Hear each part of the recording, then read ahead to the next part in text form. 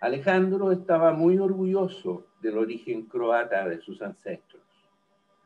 Su padre, don Iván Goić Kuščević, conocido acá como don Juan, y su madre, la señora Ivka Goić Kusanović, doña Juanita, llegaron a Chile siendo muchachos, sin conocerse, desde la isla Brač, en el mar Adriático, frente a la costa de Croacia.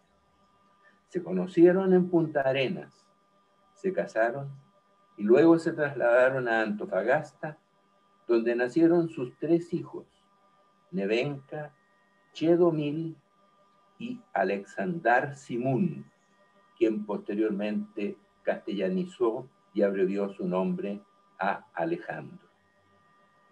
Nuestro Alejandro realizó una ímproba labor reuniendo testimonios, documentos y fotografías que le permitieron resumir las biografías de varias decenas de parientes, consanguíneos y políticos que llegaron a Chile como emigrantes desde Croacia.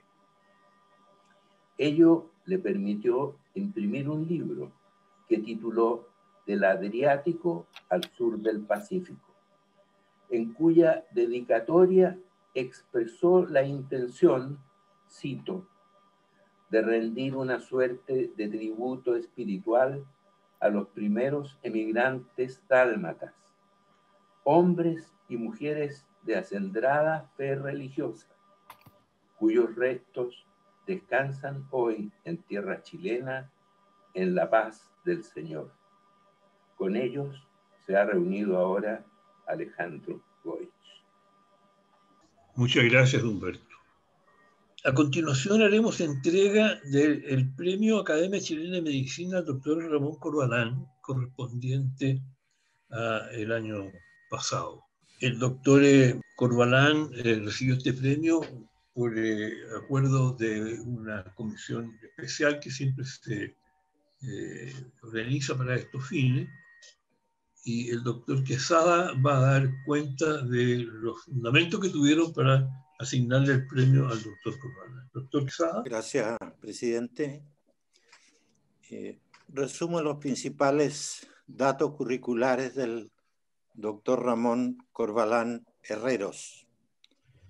Él es cardiólogo, profesor titular de la Pontificia Universidad Católica. Su línea de investigación sobre patología cardiovascular y especialmente la fisiopatología de la insuficiencia cardíaca y el riego coronario tiene una extensión de más de 30 años. El doctor Corbalán ha sido investigador responsable en 10 proyectos financiados por Fondesit, incluso uno que se encuentra actualmente vigente. Es autor principal o de correspondencia de más de 100 publicaciones en revistas nacionales e internacionales de alto impacto. Estas publicaciones han sido citadas más de 25.000 veces, y esto convierte al doctor Corbalán en uno de los 100 investigadores nacionales con mayor número de citas a nivel mundial, según la base Scholar Google. Ha recibido distinciones nacionales e internacionales, ha formado nuevos investigadores y fue uno de los gestores del Centro de Investigaciones Clínicas de la Universidad Católica y su director durante 5 años. Eso, señor presidente. Muchas gracias.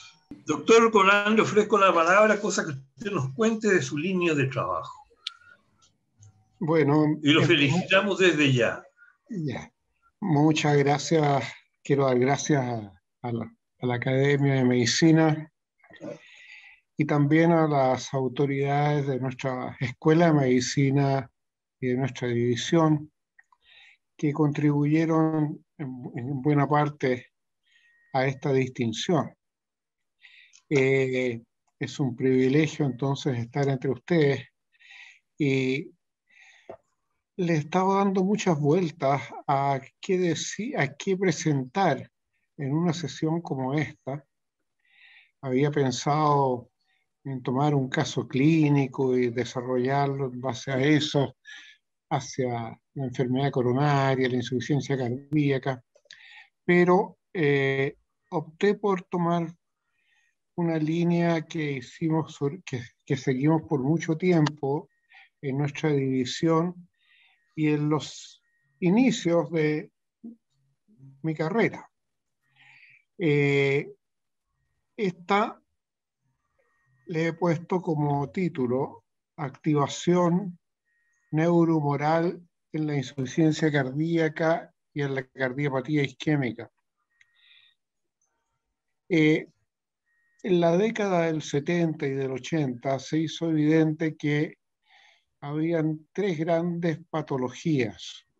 Una era la hipertensión, otra la enfermedad coronaria, en tanto que la enfermedad valvular iba en descenso.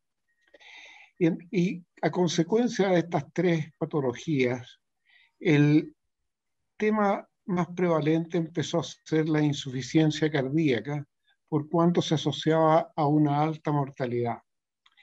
En los primeros trabajos fue evidente que había una activación neurohumoral que contribuía en un momento a una compensación al redistribuir el débito cardíaco, la estimulación simpática, pero que a la larga podía ser deleteria para la función del corazón y llevar a una acentuación de la insuficiencia cardíaca por disfunción endotelial, por vasoconstricción, retención de líquido.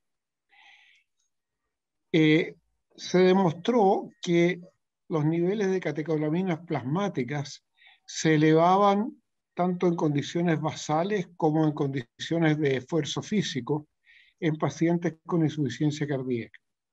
Y en esa época, con el doctor Jorge Jalil, hicimos un trabajo evaluando los niveles de catecolamina en ejercicio leve.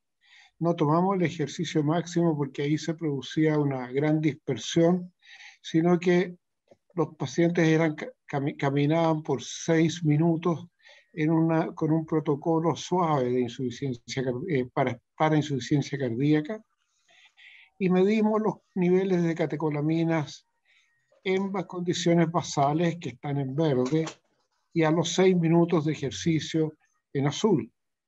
Y acá se puede apreciar la gran diferencia que había en los niveles de catecolaminas en ejercicio con respecto a los sujetos sanos. Y esto, en el fondo, contribuyó a demostrar que no era necesario llegar a grandes niveles para observar una activación neurohumoral muy marcada. Esta activación neurohumoral tenía como objetivo, ¿no es cierto?, iniciar los mecanismos de compensación frente a una injuria, pero a la larga podía tener efectos deleterios y entre esos efectos deleterios producir vasoconstricción, retención de sodio y un hecho muy especial que era la estimulación de los beta receptores por parte de las catecolaminas que favorecían la hipertrofia, la dilatación, la isquemia, las arritmias. Ahora se demostró en los mismos años que la densidad de los receptores beta-adrenérgicos era menor en los pacientes con insuficiencia cardíaca, especialmente de los receptores beta-1, muy responsables de los mecanismos de contractilidad. Y así fue como nosotros, que estábamos entusiasmados con esta línea, queríamos medir los receptores beta-adrenérgicos en la circulación. Y habían algunos trabajos de beta-receptores en linfocitos. Como no teníamos acceso a esa tecnología, un becado de esa época, Eduardo Guarda, me llegó con el dato de que en la Facultad de Química de la Universidad de Chile podían hacernos esta medición. Así que fuimos a hablar allá con el doctor Zapac, que era decano, y nos dijo que bueno, que podían ellos contribuir a esta determinación, pero que les interesaba mucho nuestra línea de investigación. Y tuve que ir un día y me encontré con todo el consejo de facultad, de la Facultad de Química, a presentar esta línea de investigación neuromoral. Eso fue el inicio de una actividad conjunta por los años 90 que se ha mantenido hasta hoy, porque el doctor Zapac nos dijo, bueno, ¿por qué no elaboramos un Fondesit conjunto? De manera que tengamos una actividad de investigación. Y ahí estaban un conjunto de bioquímicos jóvenes que en esa época estaban haciendo sus doctorados, se acababan de recibir, entre ellos el doctor Sergio Lavandero, quien es hoy profesor titular en esa facultad, es uno de los científicos chilenos más destacados y ha logrado proyectos FONDAP y últimamente el ACDIS, que es un proyecto de gran envergadura que lidera él y la doctora Ferrecchio de la Universidad Católica.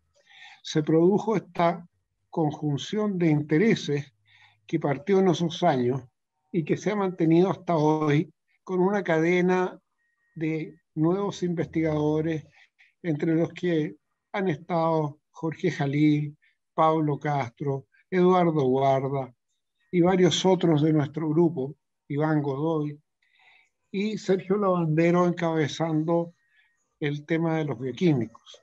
Y también contamos hoy con Pajo Carranza en nuestro centro de investigación médica. Digo esto porque quiero resaltar cómo se van formando grupos de trabajo en torno a un tema que empieza a entusiasmar. Por eso escogí este tema. Y también muestro ahí que los beta-receptores en globo estaban disminuidos en los pacientes con insuficiencia cardíaca. Este trabajo lo publicó Eduardo Guarda en la década de 1990. Ahora, siguiendo con la activación neuromoral, el otro sistema que tiene una gran influencia en la compensación inicial y en el deterioro de la insuficiencia cardíaca es el sistema renina-angiotensina-aldosterona, que está mostrado acá, que es estimulado en gran parte por la activación simpática y que tiene efectos deleterios en términos de vasoconstricción, retención de sodio, aumento de la excreción de potasio y puede llevar también a un daño mayor, tal como sucede con las catecolaminas. Y se empezaron a desarrollar, en la medida que se entendía este mecanismo, fármacos que pudieran interferir en la activación neuromoral. El primero fue el inhibidor de las enzimas convertidoras, los priles, captopril y toda una serie larga de priles, que demostraron que podían, inhibiendo la conversión de angiotensina 2 a angiotensina 1, tenían un efecto muy favorable sobre la circulación, logrando una mayor vasodilatación y con eso un beneficio muy marcado de la circulación en pacientes averiados. Y por otro lado, la estimulación de la corteza adrenal se asociaba a aumento de la secreción de aldosterona. En un comienzo, la inhibición de la enzima convertidora disminuía los niveles de aldosterona, pero como voy a mostrar después, con el correr del tiempo, estos se escapan y aumentan. Entonces, los inhibidores de enzima convertidora tuvieron un gran efecto mirando a la derecha, que producían vasodilatación, aumento de prostaglandinas y sustancias hormonas vasodilatadoras como la bradicininina, que era un tema que se trabajaba mucho en el Instituto de Biología nuestro, a cargo del doctor Croxato y varios otros. Las ventajas de los inhibidores de ECA se demostraron que inhibían el remodelamiento del corazón posinfarto y modificaba la progresión de la falla cardíaca y mejoraba la sobrevida. En la otra hormona que fue también muy estudiada en una época fue la aldosterona. A raíz de este escape de la aldosterona y a trabajos experimentales lidiados por Carl Weber en Estados Unidos, donde se formaron también en investigación Jorge Jalil y Eduardo Guarda, por lo que se creó una escuela en torno a este tipo de línea, y se demostró que la aldosterona producía fundamentalmente fibrosis miocárdica y podía producir, bueno, la retención de sodio y todo lo que ya es más conocido. Y esta fibrosis miocárdica era muy deleteria en términos, sobre todo en pacientes que habían tenido una cardiopatía isquémica y que habían sufrido un infarto. Por cuanto, cuando se produce un infarto al corazón, se produce un fenómeno, cuando los infartos son moderados o grandes, un fenómeno llamado remodelamiento. El corazón se habla de la esfericidad. Entonces se hicieron ensayos clínicos con inhibidores de ECA primero, que demostraron que prevenían el remodelado cardíaco posinfarto, y apareció la idea de que la espironolactona, inhibidor de la aldosterona, podía producir el mismo efecto. Y en nuestro grupo hicimos un proyecto FONDESIT, liderado en esa época por José Antonio Rodríguez, y que participaron también Pablo Castro, Iván Godoy, Jorge Jalil, y el grupo de cardiólogos de la asistencia pública, porque ahí era donde reclutábamos pacientes con infartos que no habían sido reperfundidos a tiempo. Y pudimos observar que al cabo de 6 meses, el ramipril, que es un inhibidor de ECA, y la espironolactona, inhibidor de la aldosterona, tenían efectos igualmente favorables en prevenir la dilatación del corazón y en mejorar la función contráctil del corazón, como se ve aquí en los gráficos sobre fracción de eyección, a diferencia de los que no recibieron ese tratamiento y que la función se iba deteriorando en el tiempo.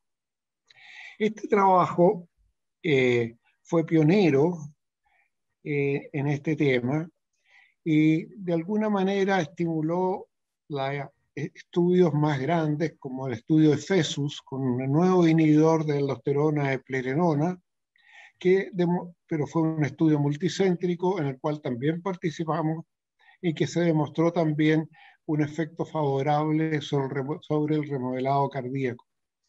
De ahí que hoy día los inhibidores de aldosterona son un arma terapéutica muy eficaz en la insuficiencia cardíaca y en la fase posterior a un infarto. También en esos años se produjo un boom de los beta bloqueadores. Era como una contradicción en cuanto a cómo bloqueando los beta adrenérgicos podíamos favorecer la mejoría de la insuficiencia cardíaca, cuando sabemos que estos son importantes para la reserva contráctil. Sin embargo, un grupo sueco de Göteborg hicieron 2 trabajos consecutivos, uno en insuficiencia cardíaca aguda y otro en infarto, demostrando el beneficio de los beta bloqueadores.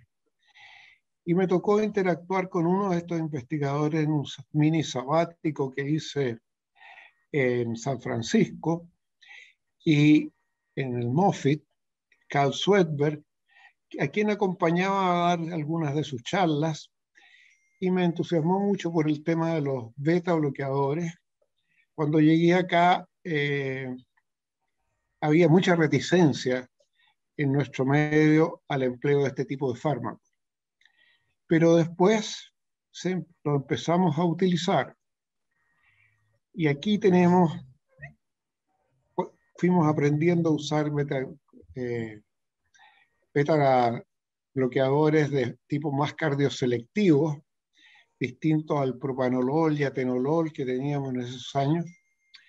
Y aquí hay un trabajo de Pablo Castro, que publicó por lo menos 3 trabajos sobre el efecto del carvedilol en la insuficiencia cardíaca, en que se demuestra que hubo una mejoría importante. Miren A, corazón muy dilatado, miren B, corazón contrayéndose en forma más normal.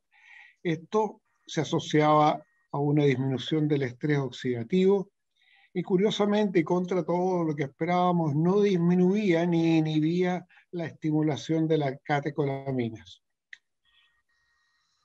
Otra línea de investigación neuromoral en la insuficiencia cardíaca fue el déficit de hormona de crecimiento. Este fue un periodo muy corto, por cuanto era muy difícil investigar este tema. Se había publicado un trabajo sobre el déficit de hormona de crecimiento en pacientes mayores y el déficit también en insuficiencia cardíaca. Y quisimos efectuar un ensayo clínico con esta hormona, pero fue imposible en esa época conseguirla del laboratorio que la producía, por cuanto era muy cara. Se producía en Suecia y aun cuando hicimos gestiones directas, no hubo caso de conseguir entusiasmar a este laboratorio. Entonces evaluamos el efecto inhibidor de ECA sobre el mediador activo de la hormona de crecimiento, el IGF-1, en pacientes con insuficiencia cardíaca, capacidad funcional 2 y 3. Trabajo que fue llevado a cabo por la doctora Mónica Acevedo, que en esa época era residente de medicina, y pudimos demostrar que el déficit basal de IGF-1 subía significativamente por efecto del enalapril. Y al mismo tiempo, esto se asociaba a una mejoría de la fracción de eyección y al consumo de oxígeno máximo en pacientes con insuficiencia cardíaca. Esto nos siguió por cuanto hubo mucha preocupación por los efectos deleterios que pudiera tener la hormona de crecimiento a la larga en pacientes con insuficiencia cardíaca en términos de llegar a provocar o favorecer fibrosis que con el tiempo pudiera tener un efecto deleterio. Se han seguido publicando trabajos más pequeños también y que se demuestra que tiene buen efecto a corto plazo, pero nadie sabe si acaso esto es a largo plazo.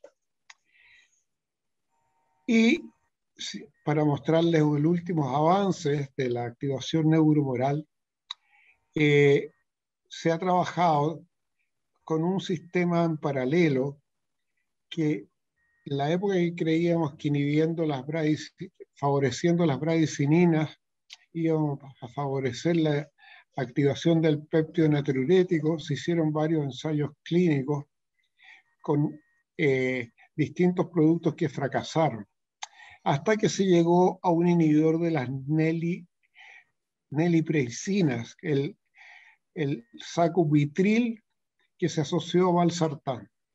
Y esto tiene un efecto muy benéfico que potencia el efecto de los antagonistas de angiotensina y son complementarios. De ahí que sea una terapia muy importante a considerar en aquellos pacientes que son candidatos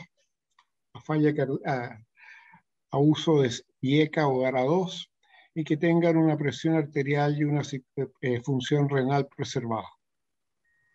Este es uno de los últimos adelantos. Y si miren ahí, el conjunto de drogas que han ido apareciendo a lo largo de estos años, primero fueron los inhibidores de enzima conversión, después los bloqueadores de angiotensina, los antagonistas de aldosterona, los beta bloqueadores, algo que estaba desde siempre y que se reserva para los pacientes con falla renal avanzada, nitratos con hidralazina, este sacubitril valsartán, el Entresto, que está en nuestro medio, y la última novedad que no tengo tiempo para mostrarles es el empleo de glifosinas, los inhibidores SGLT2, que se empezaron a ensayar para la diabetes, y como la FDA exige que no haya daño cardiovascular, se produjo el hallazgo de que produce un efecto favorable en la sintomatología y en la sobrevida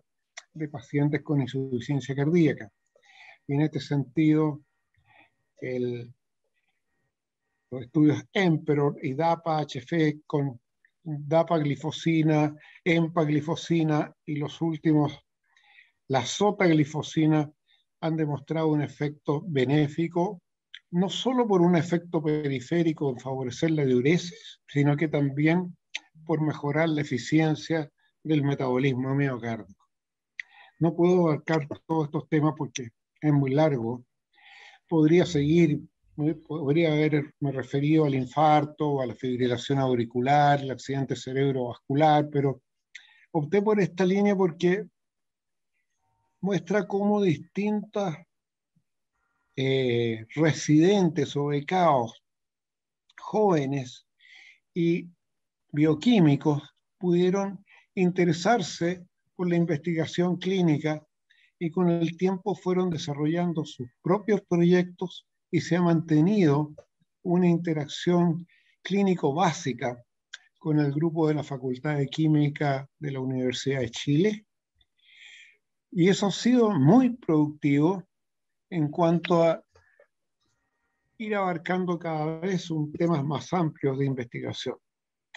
Por eso quería mostrarles eso, porque para mí eso representa un ejemplo de que uno debe estimular y favorecer la creación de comunidades de académicos que tengan como vocación y deseos de investigación clínica.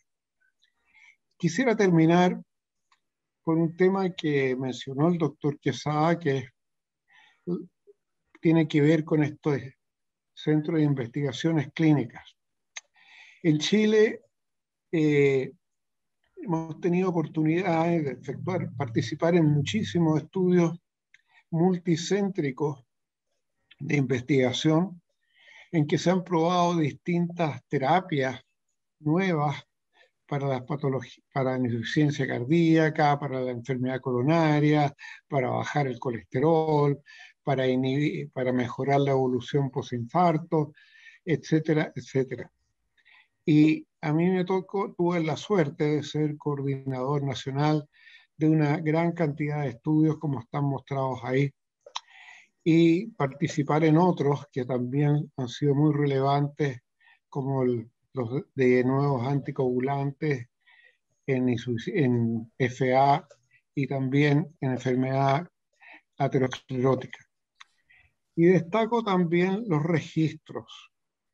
Hubo un registro muy grande de 60.000 pacientes con enfermedad aterosclerótica, incluyendo pacientes con enfermedad vascular periférica y vascular cerebral y coronaria, que se llamó REACH, que fue de un gran impacto en su época por todo lo que se aprendió sobre la evolución natural de estas patologías en el tiempo, en el cual Chile participó activamente.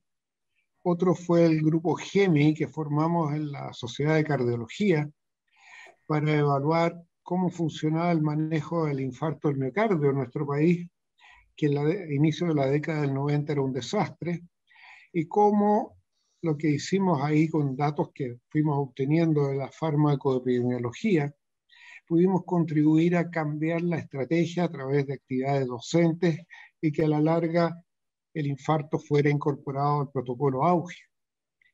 Y por último, el más reciente es el Garfield, que es un estudio de 55.000 pacientes con fibrilación auricular, y en el cual Chile también participó y hemos podido aprender de cómo estamos manejando la anticoagulación en nuestro medio, especialmente en el sistema público. Bueno, creo que es muy importante no solo hacer investigación clínica, sino que también estimular a distintos investigadores e ir formando equipos de trabajo.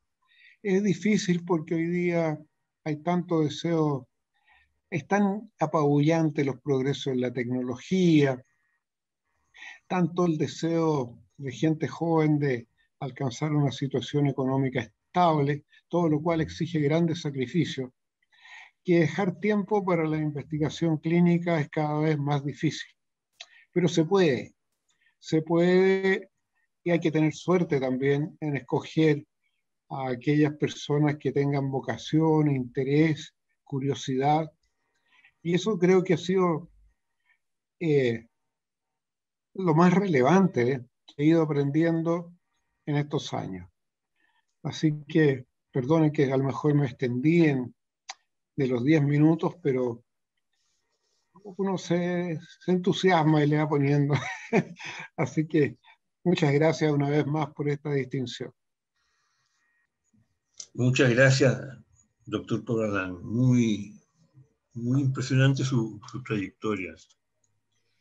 Lo felicito y me alegro mucho que este premio haya recaído en usted.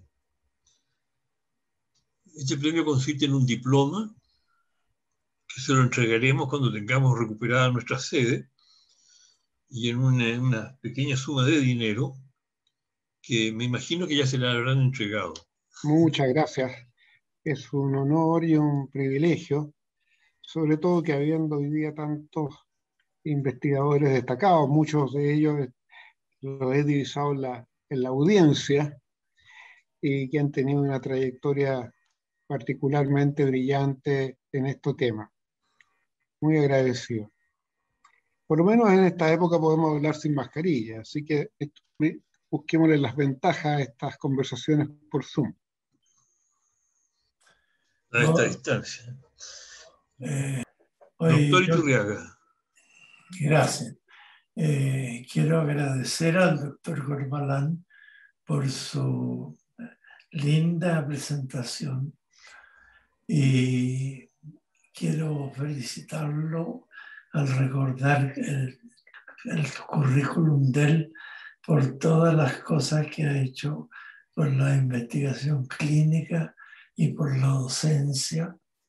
Él ha sido un líder en la formación y ha llevado a la formación no solo de cardiólogos, sino que de clínicos en general que han pasado por la Católica.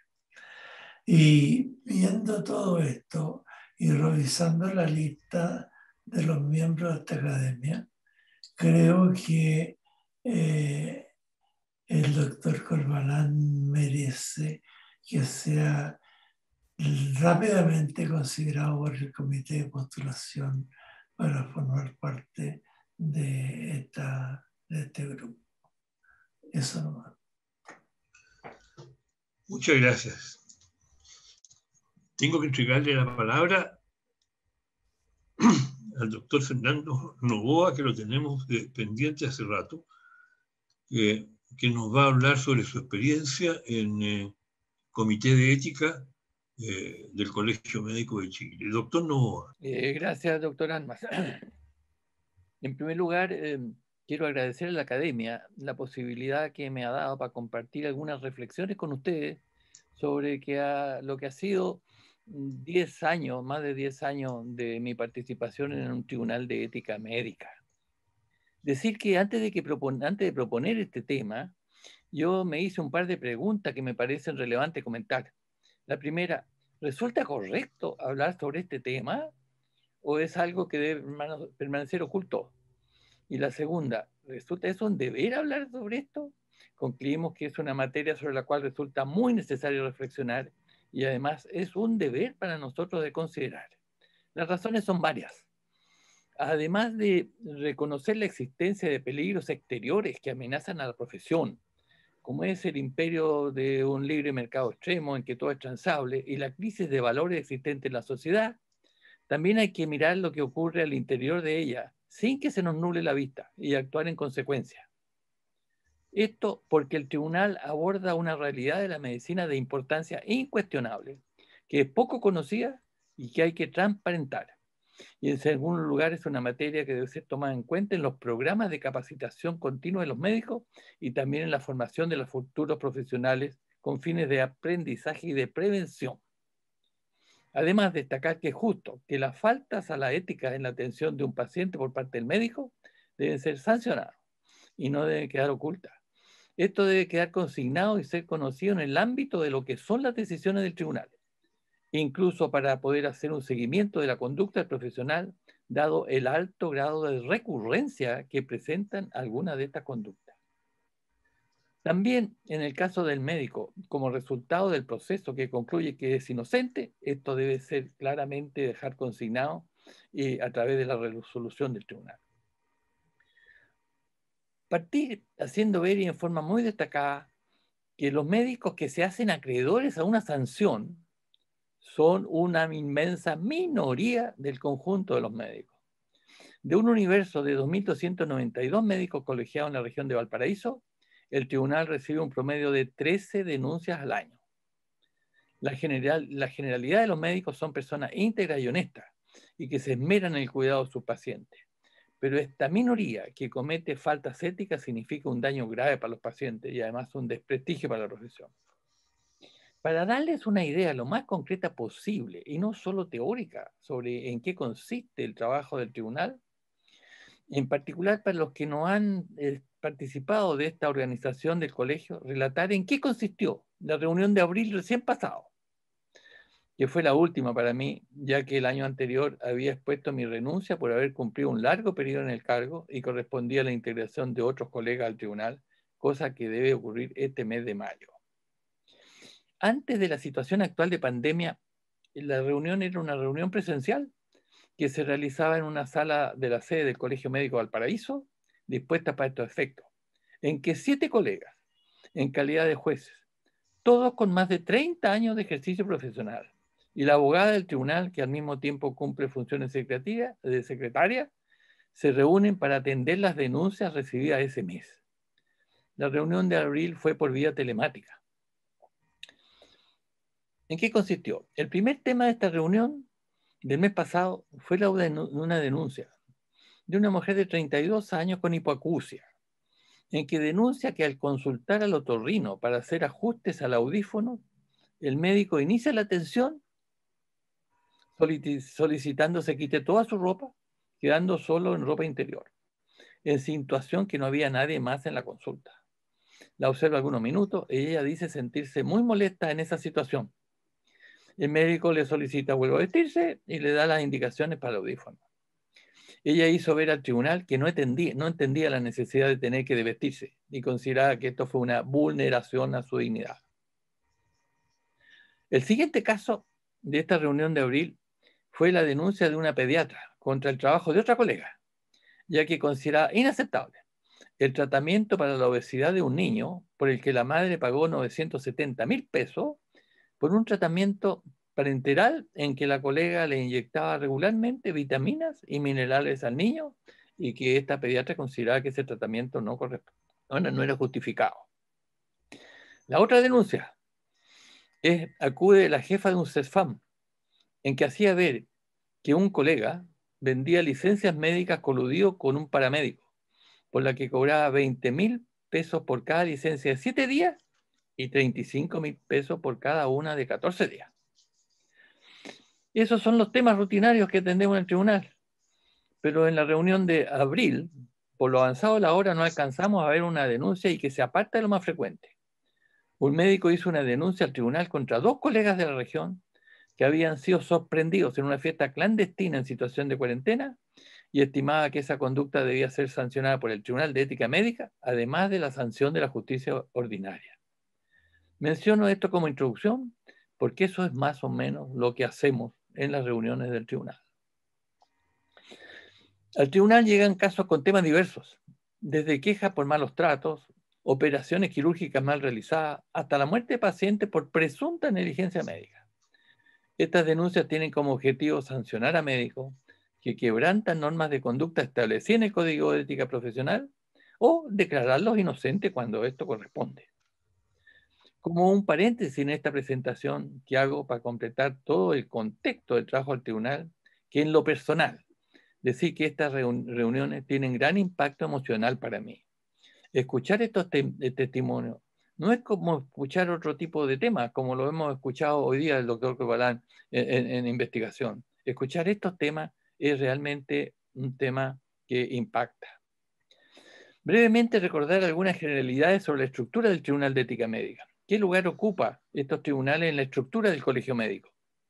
Con el objeto de separar la actividad propiamente gremial del colegio del ámbito deontológico, la Asamblea General Extraordinaria del Colegio Médico de Chile, celebrada con fecha 24 de abril de 2004, se inició a incluir en los estatutos de la orden la creación de tribunales regionales y de un Tribunal Nacional de Ética competente para conocer las infracciones a la ética profesional y aplicar las sanciones correspondientes, entregando a la potestad reglamentaria del Honorable Consejo General la regulación de estos tribunales y del procedimiento aplicable.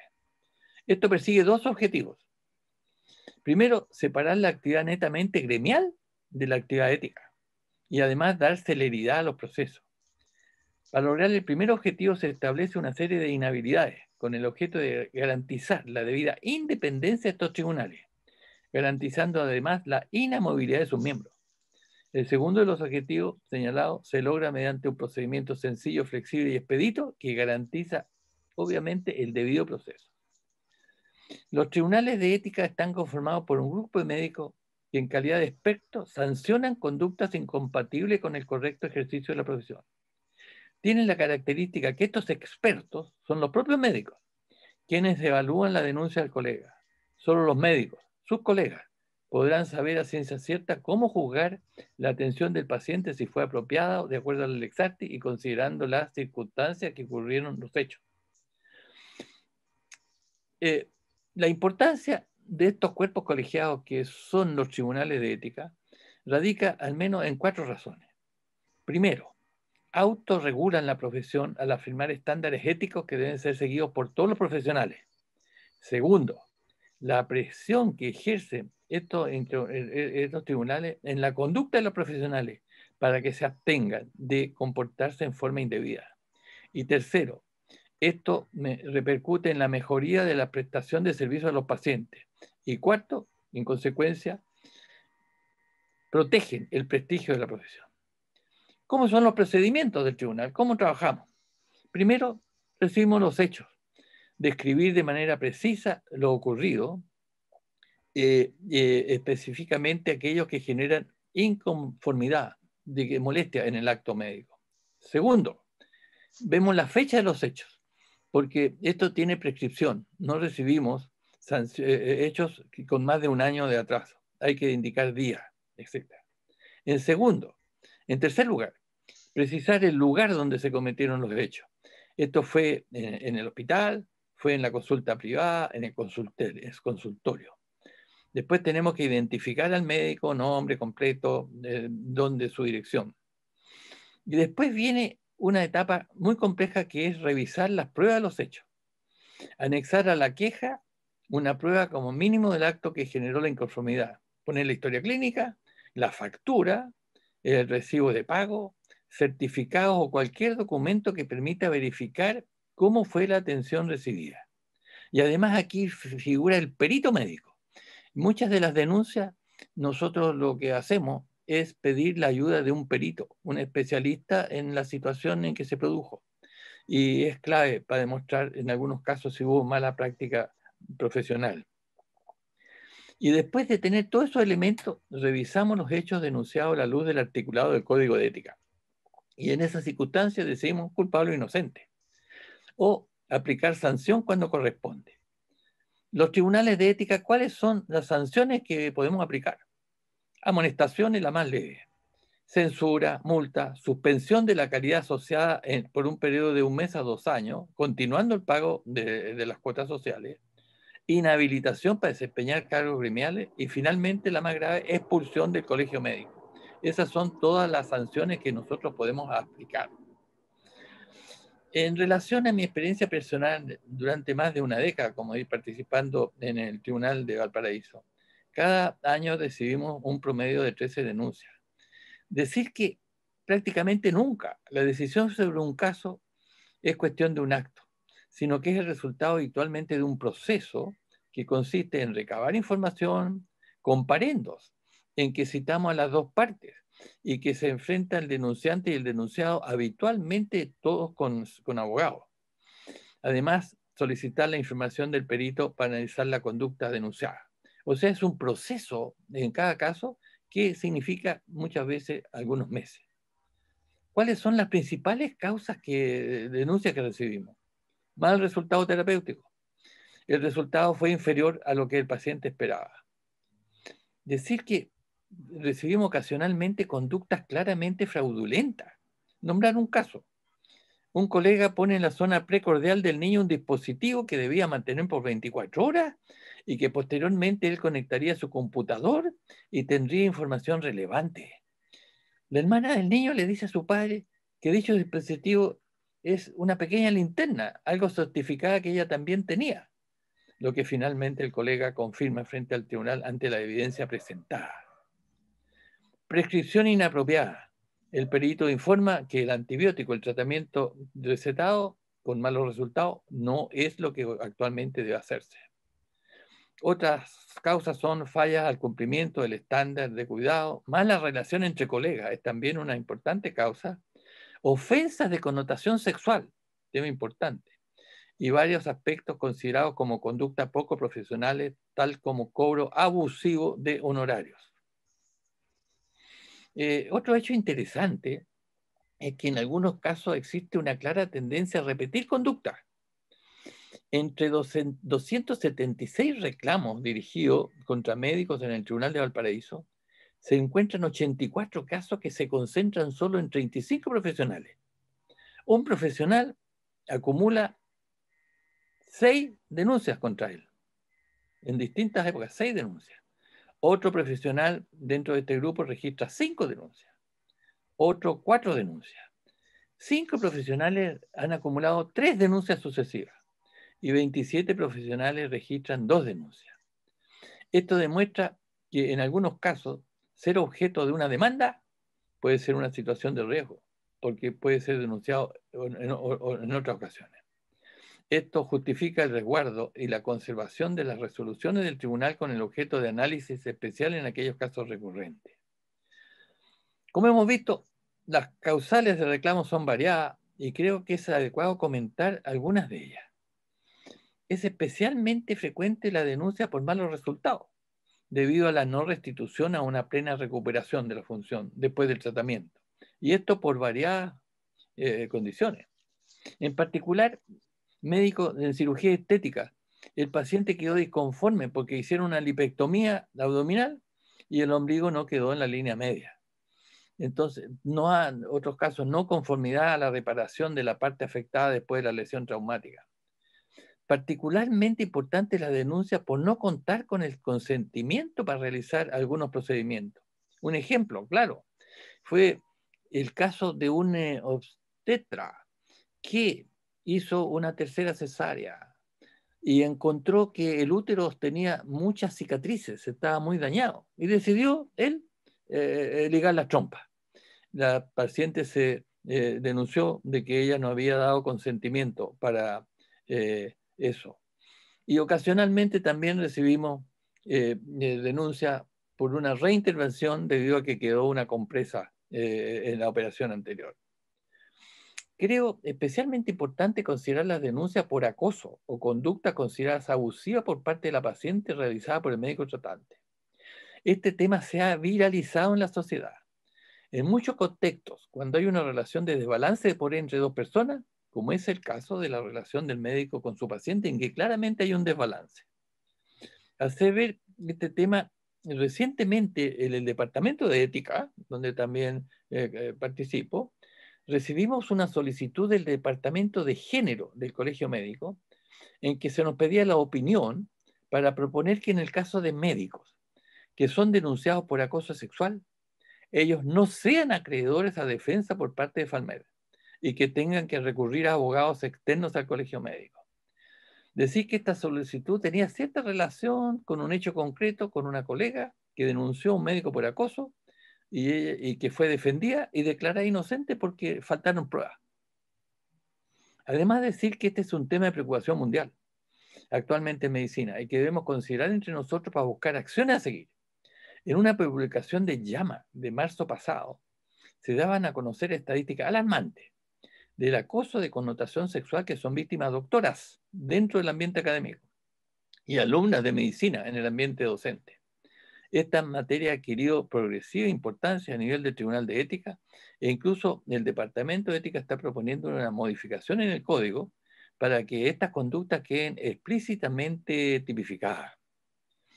En el Tribunal de Ética hemos tenido en este aspecto casos recurrentes en que incluso hemos tenido que concluir que el médico demandado debía atender a sus pacientes en el futuro siempre acompañado de una chapelona ubicada en un sitio prudente de la consulta, debido al número de mujeres que reclamaban por la molestia que les provocaba la atención del médico.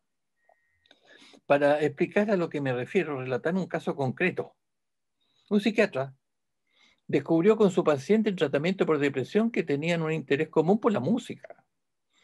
El médico la invitó para que fuera a su departamento para hacer un intercambio de CDs.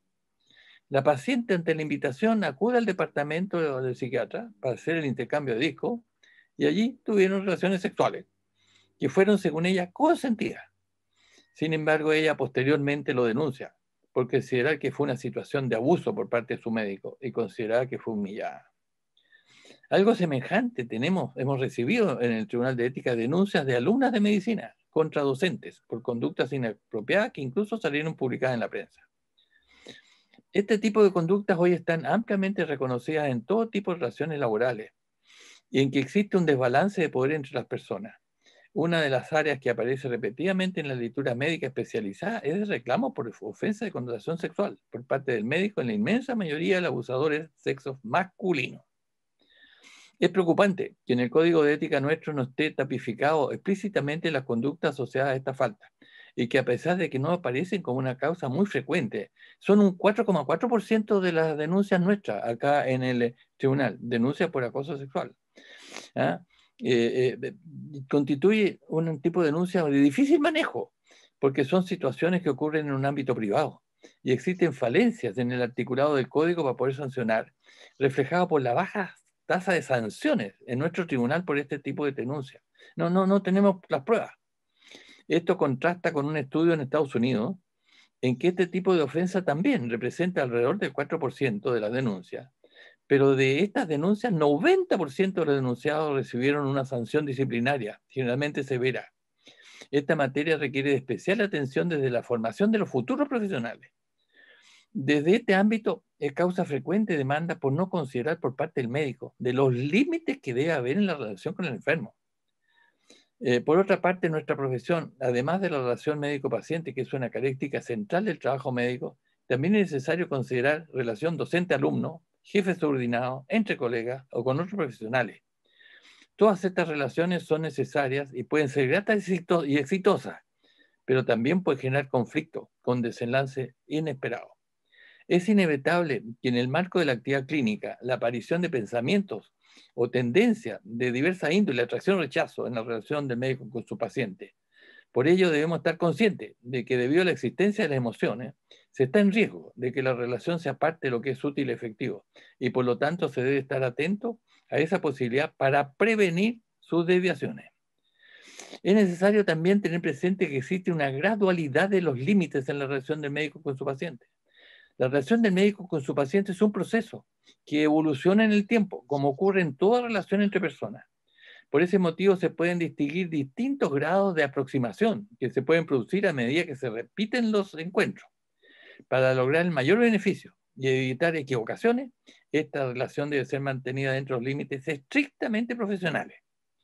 Esto no significa que la relación sea fría y distante, todo lo contrario, debe ser próxima y empática, para que el paciente considere que ha sido bien atendido. pero de ciertos límites que deben ser bien definidos.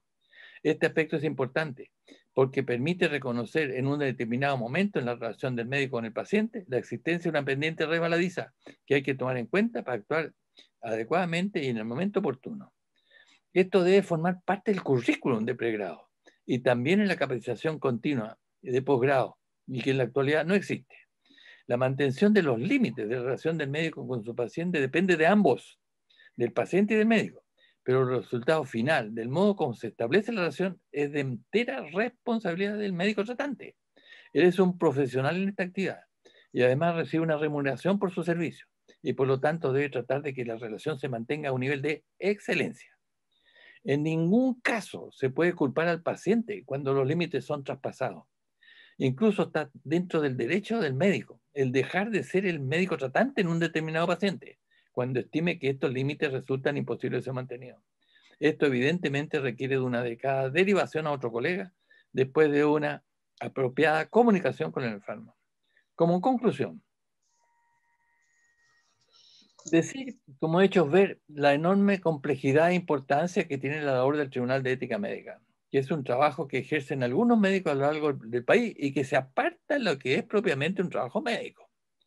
En este aspecto mencionar que las resoluciones del tribunal, como toda obra humana, y también como son las decisiones que hacemos en medicina, son verdades relativas, nunca absolutas. En el tribunal los errores posibles existen en ambos brazos. Declarar culpable a un inocente o declarar inocente a un culpable. Se debe procurar disminuir estos errores a un mínimo posible en base a una estricta metodología y en particular respetando el derecho a defensa del denunciado y a la presunción de inocencia, teniendo presente que es preferible que un culpable quede sin condena a que un inocente sea condenado cuando los hechos denunciados son dolosos. En una denuncia, la carga de la prueba debe ser en la demostración de culpabilidad por parte del denunciante y no en la demostración de inocencia por parte del denunciado. Finalmente, esta información sobre el Tribunal de Ética debe ser examinada por considerarla tanto en el perfeccionamiento de la metodología de los procedimientos del tribunal como también en los programas de educación continua de los profesionales, en ejercicio, y además en los programas de formación de los futuros médicos con fines de prevención. De ahí que la formación médica debe tener dos vertientes fundamentales. Una, la científico-técnica. Y tan importante como la anterior está la segunda vertiente, que es la ético-humanista, que está basado en un sistema de valores que enseña todo lo que se debe hacer y también lo que se no debe hacer. Eso es lo que yo quería compartir, doctor Alma, y gracias por permitirme esta presentación. Muchas gracias a usted, doctor Novoa. Muy interesante. ¿Tiene problemas con confundir el error médico con la falla ética? Interesante. Decir de que nosotros lo que tenemos que hacer, que el médico haya actuado de acuerdo a la lex artis. Casos, porque tengo muchos casos. Niño, dolor fosa ilíaca derecha. Un fin de semana. Operado y apéndice normal y una adenitis. Mesentérica. Inocente, totalmente inocente. Lo importante es que realmente el médico haya actuado de acuerdo a la lex artis. Los errores en medicina es un tema extraordinariamente importante. Los errores en medicina realmente son 100%, nunca son susceptibles de 100%, los errores van a seguir haciendo. Pero lo que no es aceptable es que realmente no haya hecho lo que la lex artis le hacía ver. El error en medicina, hay errores que son absolutamente no culpables y otros que realmente son culpables, no haber hecho lo que correspondía hacer. En ese sentido está la impericia, el que hace cosas que realmente no le corresponde y se equivocó en la impericia, y negligencia, que no hizo lo que correspondía hacer en ese momento. La impericia y la negligencia son dos cosas distintas. Muchas gracias. Se ofrece la palabra. ¿Algún comentario? Doctor, a mí me gustaría hacer un comentario, doctor Arma. En primer lugar, felicitar a la presentación Yo creo que Fernando nos ha mostrado algo de lo cual uno ha oído hablar, pero no ha conocido. Y junto con eso, le quería pedir que nos aclare la relación entre el Tribunal de Ética del Colegio Médico y el sistema judicial al cual estas mismas personas, digamos, supuestas víctimas, han sido demandantes, ¿no es cierto? Porque han sido vistos en la discusión social que estos tribunales son una instancia intermedia, un poco mediadora, un poco salvadora también, ¿no es cierto?, de médicos que, habiendo cometido un delito, no llegan a los tribunales. Gracias por la palabra, Juan Pablo, y gracias por tu palabra. Decir de que nosotros consideramos, muchas veces tenemos casos en que el tema está en ambos ámbitos. Tenemos casos que la denuncia se hace tanto al Tribunal de Ética como a la justicia ordinaria. Y nosotros pensamos que el curso de esos dos sistemas es independiente, son independientes. Incluso nosotros hemos tenido casos en que, estando en ambos espacios, nosotros desde el punto de vista del Tribunal de Ética lo hemos sancionado y el Tribunal de Justicia inocente. Realmente un tema es realmente la falta de la ética, y hemos tenido casos en que ha sido así, y lo inverso también. O sea, son dos espacios que se vinculan, son absolutamente vecinos, pero los manejamos en forma independiente, y casos en los cuales uno sanciona y el otro declara inocente. Eso es lo que te podría decir. Doctor Iturriaga. Oye, Fernando, yo considero que una falla ética menor, si se puede decir así, es la emisión repetida e injustificada de licencias médicas. Para mí es una falla ética, no tan importante, pero que debería ser reconocida. Sin embargo, yo creo que ese caso no llega hasta los comités de ética porque nadie las denuncia y son las instituciones afectadas las que deberían denunciarlo. ¿Qué piensas tú frente a eso? Yo creo que es muy importante el tema que plantea el doctor Iturriaga. Yo diría de que a los médicos se nos da un poder enorme. La cantidad de dinero que significa cuando nosotros damos licencias médicas es una cantidad de dinero, pero muy significativa, y que realmente para nosotros la licencia médica es como una cosa aparte que nos ponen en nuestro trabajo. Realmente el reposo forma parte del tratamiento. El reposo forma parte en muchos casos del tratamiento, igual que puede ser un antibiótico. El reposo forma parte del tratamiento. Pero después, el hecho que la persona reciba el sueldo estando en reposo, eso es una función que hemos nosotros asumido, que nos aparta un poco de lo que es realmente la cosa de trabajo médico. Pero el tema de la licencia y del certificado, yo sí se estima que es un acto con muchas connotaciones éticas, y que realmente tenemos nosotros, realmente, claro, denuncias, ya salen en el diario, personas, médicos que realmente hacen mucho daño a la profesión porque los han filmado diciendo, ya pues, le voy a dar una licencia y vale tanto. Yo creo que hacer un certificado y que la persona está enferma y no puede ir a tal parte es una responsabilidad ética, y que realmente los médicos debemos asumirlo y hacerlo realmente como corresponde, pero teniendo presente que la licencia es una actividad del médico y que realmente está un poco aparte. Nosotros indicamos reposo y la licencia implica que le van a seguir pagando.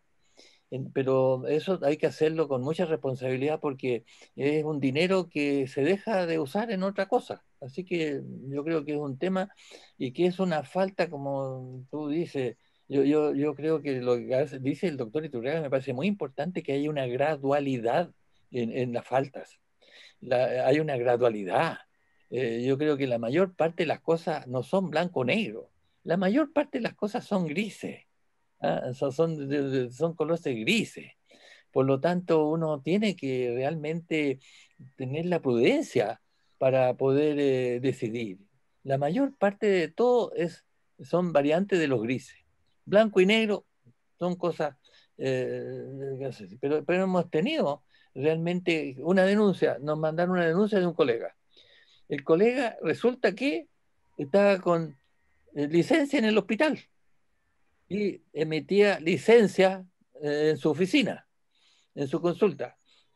Entonces la denuncia que vino del tribunal, del hospital, de que si está con licencia, con reposo absoluto, y además está dando licencia en la consulta. Eso lo hemos tenido.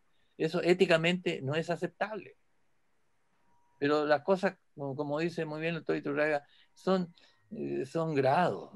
Tenemos realmente situaciones nosotros de distintos grados. Y como yo les digo, emocionalmente para mí es muy impactante estas reuniones que tenemos. Cuando se enfrentan los dos, es muy inconfortable. Doctor Ramiro Molina. Muchas gracias, doctor Armas. Doctor Fernando Novoa, muchas gracias por la información. Estoy sorprendido con el 4,4% que significan el área de los acosos sexuales en el área de la atención como proporción de las demandas. Bueno, este tema es un tema que creo que se viene arrastrando sin la información que usted nos entrega. Y nosotros en la Facultad de Medicina de la Universidad de Chile en el 2018 recibimos la solicitud de la facultad para introducir formalmente un curso de educación sexual desde el primer año de medicina. Este tema lo veníamos trabajando hacía prácticamente hace 15 años, pero sin embargo nunca había tenido ningún impacto. Sin embargo, con la creación de un curso de educación sexual online de autoaprendizaje, creo que se nos facilitó el tema.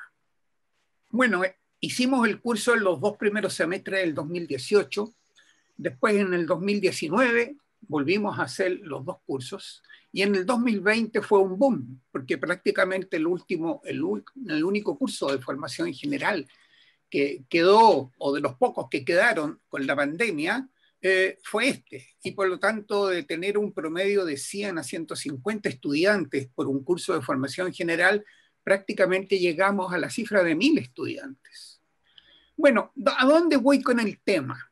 Que primero, ¿por qué ocurre esto? Primero, cuando me puse a averiguar en qué otras facultades de medicina de Chile existe en el pregrado formación en esta materia, la verdad de las cosas es que no hay. Cuando me puse a averiguar cuántos había en las facultades de medicinas de Latinoamérica, está Costa Rica y México. Cuando me puse a preguntar en la literatura internacional cuánto ha salido publicado de la formación en esta área de educación sexual en las facultades, prácticamente la tienen casi todos los países desarrollados, Europa y los países también de otras regiones. Y cuando miramos a Chile, bueno, ninguno de nosotros seguramente, de los que estamos presentes aquí, que somos harto viejos ya, hemos tenido educación sexual en el colegio. Tampoco lo tuvimos cuando estudiamos medicina, y seguramente lo hicimos en la parte de los que han hecho la especialidad contactando directa o indirectamente, desde la salud mental, desde la salud biológica, desde la salud especializada o en las temáticas endocrinológicas. Entonces, yo le diría, doctor Fernando Novoa, que, y justo también se lo planteo al doctor Armas, de que tenemos este curso que ya está probado, un curso que está funcionando, que es gratuito, que no tiene, por lo tanto, costos, solamente el deseo de que haya docentes que se quieran formar y hacerlo en sus respectivas facultades si quieren hacerlo, y lo hacen libremente, y está a disposición de todos. Y además está con evaluaciones que han hecho los estudiantes, y uno de ellos ya fue aceptado para ser publicado en la Revista Médica de Chile, de tal manera de que tiene las evidencias, ¿no es cierto?, de los clientes del curso. Le planteo este tema porque me parece de que nunca lo habría planteado si es que no aparece esta información del doctor Fernando Novoa, porque veo de que es una necesidad en nuestras facultades. Y de esta materia, naturalmente, a través de nuestra academia, podemos contribuir con las facultades de medicina, primero de nuestro país, para colocar a disposición materias de este tipo que creo que es necesario que se conozcan. Muchas gracias, doctor Fernando Novoa, nuevamente. Gracias, doctor Armas. Doctor Armas, ¿puedo decir Gracias, algo? Ramiro. Doctor Novoa. Yo creo que lo que ha dicho el doctor Molina es extraordinariamente importante, porque realmente es un tema que existe y que se ha viralizado en todas partes. Hoy día realmente vemos en todas partes cómo aparece demanda en este aspecto. Y nosotros tenemos colegas que yo creo que tienen una psicopatía, yo creo que son colegas que tienen un problema, porque son muchas las demandas de mujeres que realmente hacen ver la manera como la examina, se repite mucho. Entonces yo creo que es un tema que hay que aceptar que existe, no lo podemos mantener debajo de la alfombra, junto a muchos otros.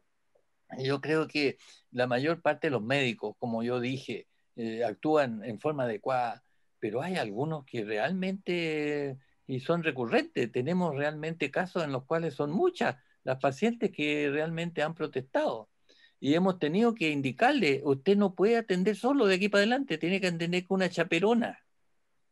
O sea que es un tema que yo creo que en la formación, en el pregrado y después, porque yo creo que muchos médicos no se dan cuenta de la existencia de esto. Eso sería lo que yo diría. Muchas gracias, doctor Novoa. Con todo, a mí me pareció que era tan baja la tasa de denuncias por acoso sexual. Yo pensé que era más alta. Sí, el tema doctor Reyes. ¿Cómo? No, que yo decir que las denuncias son, la mayoría no denuncia. La mayoría no denuncia. Sí. Recibimos un caso que fue realmente una paciente, sí. Fue el esposo, que realmente tiempo después la esposa le contó al esposo cómo lo había examinado el doctor, y el esposo dijo, esto no puede ser, y le hizo la denuncia. Y realmente las personas que se sienten denigradas, se sienten realmente vejadas, y eso es algo que yo diría que la denuncia es mucho menor que lo que ocurre, porque se sienten avergonzadas y lo callan. Eso sería lo que yo diría. Gracias, doctor Reyes. Doctor Novoa, las atribuciones de los comités de ética del Colegio Médico se circunscriben a los médicos colegiados, y si no fuera así, ¿qué ocurre con todos los médicos que no están colegiados y reciben acusaciones de cualquier índole de tipo ético? Muy interesante la pregunta. A propósito de lo que nos dice el doctor Reyes, decir que tengo la estadística, pero no por el tiempo que dispongo, la mayor parte de las denuncias que hemos recibido, fíjese, son médicos no colegiados. Hay una mayoría de médicos no colegiados denunciados que médicos colegiados. Y lo que hacemos nosotros en esos casos, es que le ofrecemos al médico, el médico colegiado tiene la obligación de acudir al tribunal. Eso no es un favor que hace, sino que está dentro de las obligaciones que pone el colegio, a todos los médicos colegiados. Y al médico no colegiado, lo que hacemos es ofrecerle que se ponga a la disposición del tribunal de ética. Algunos lo aceptan y otros no. Otros dicen, no tengo nada que ver con el tribunal de ética. Y entonces ahí hay una cosa pendiente que se perdió en el año 1989, donde el colegio médico pasamos a ser asociación gremial y que realmente antes había tuición ética a todos los médicos, ahora solamente sobre los colegiados, y los no colegiados voluntariamente se aceptan o no. Y tenemos que la mayor parte de las denuncias, por lo menos acá en el Tribunal de Valparaíso, son no colegiados. Y depende de que ellos acepten someterse al tribunal, y en ese caso nosotros le pedimos que traiga las pruebas, los dos traen las pruebas y los sometemos al procedimiento que yo mencioné. Mayor parte no colegiado y el no colegiado simplemente no tenemos ninguna, solamente la justicia ordinaria.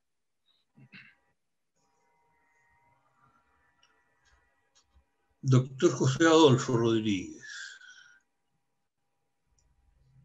Gracias, doctor Novoa, por su conferencia, muy informativa. Mi pregunta es sobre los médicos extranjeros que hay en su región. Si ha habido denuncias sobre el trabajo de ellos, o si acaso hay médicos extranjeros que hayan sido denunciantes de tratos desfavorables que hayan tenido desde otros médicos o por conductas discriminatorias contra ellos. Gracias, doctor. Decirle que hemos tenido pocas denuncias de médicos extranjeros. Puedo contar, para que sepan ustedes lo complejo que es el tema. Resulta que un señor denunció al médico. El tema consistía en lo siguiente. Era un médico acá de un hospital. Y hay una cosa tecnológica para la homosexualidad, donde estando en un lugar, aprietan un timbre y sale donde hay otra pareja homosexual. Y resulta que se conectaron y el médico lo denunció al médico porque estando después revisó la ropa del médico y encontró que había medicamentos para el SIDA. Y el médico le había dicho que era un extranjero que no tenía SIDA. Y entonces denunció al Tribunal de Ética, al médico, por haber ocultado su condición de que era VIH positivo. Y al paciente, perdón, a la otra pareja, cambió de negativo, cambió a positivo. ¿Ah? Entonces tenemos ese tipo de cosas que vemos. Y ese era un médico extranjero, pero son pocos los médicos extranjeros que tenemos con denuncia. Pero ese tipo de cosas vemos. ¿No han tenido denuncias por discriminación? Por discriminación. Yo diría que sí. ¿Cuál es el tema? Tuvimos una denuncia. Un becado terminó su beca y se fue a completar su periodo a uno de los lugares vecinos acá en la región. Y el jefe realmente lo empezó a perseguir. Lo empezó a perseguir, no le permitía que realmente surgiera y le daba los casos más complejos. Y el médico ese lo denunció al jefe. Aquí yo terminé mi beca, me vengo a trabajar acá y resulta que estoy absolutamente perseguido por ese médico. Y entonces hicimos fue sancionado. O sea, se hace una discriminación, los médicos jóvenes llegan y a veces los más viejitos realmente los discriminan. Eso podría ser, pero no es algo muy frecuente. Cuando trabajamos el tema de inmigraciones en medicina, en la academia, el representante de los médicos inmigrados venezolanos se quejó de que ellos eran muy discriminados por los médicos locales. Que me acuerdo que fue parte de las discusiones si era por la condición de extranjero o porque la discriminación es porque no querían otro gallo en el gallinero nomás, para no compartir clientela, pero claro. Ellos se sentían discriminados, pensaban que era por los extranjeros. ¿Algún otro comentario? Un tema muy relevante. La pregunta que yo le haría es, dado lo que aparentemente es un bajo número de casos totales, digamos, que llegan al comité, ¿hay alguna estimación o cálculo, interés de evaluar cuál puede ser el subreporte de casos de personas que están teniendo vulneración pero no asisten por todos los temas que sabemos que la gente finalmente no hace la denuncia? ¿Hay alguna percepción y algún interés de avanzar a tratar de ver cuán robusta es la cobertura para los casos de abuso del colegio? Yo creo, doctor Ryan, que su pregunta es muy importante. Yo creo que es una minoría la que denuncia. Realmente no sé, no, es una minoría. No sabría decirle cuánto, pero mi impresión es que hay un subreporte de casos. Esto requiere de una iniciativa. Habitualmente la manera como lo hacen es una carta que mandan a veces al presidente del colegio acá, al doctor de la Torre, o directamente al Tribunal de Ética. Ahí hay un tema, doctor, que es bien complejo, y es lo que llamamos incorporarlo de manera ejecutiva. A veces salen en el diario de cosas realmente atroces y que nadie denuncia. Entonces existe la posibilidad que el tribunal tome la iniciativa y que haga la denuncia. Pero eso no puede ser, porque el tribunal no puede ser el denunciador y además ser el tribunal. No puede el juez del tribunal denunciar. Aquí tuvimos un caso que salió en varias partes respecto a este médico que sacó a golpes a la nana del ascensor. ¿Ah? La sacó a golpes del ascensor que salió hasta en España eso. También lo tomamos y le hicimos una sanción. Pero no puede el tribunal, como digo, frente a casos de la cosa pública, tomarlo, porque aparecemos como dos partes, denunciantes y además los jueces. No podemos hacerlo. Pero yo creo que hay una subreporte de casos, doctor, importante. Doctor Novoa, muchísimas gracias. Ha sido muy interesante su presentación. Se produjo una interesante participación de la gente, lo que demuestra que el tema es realmente interesante. Y yo creo que las subdenuncias deben ser muy abundantes.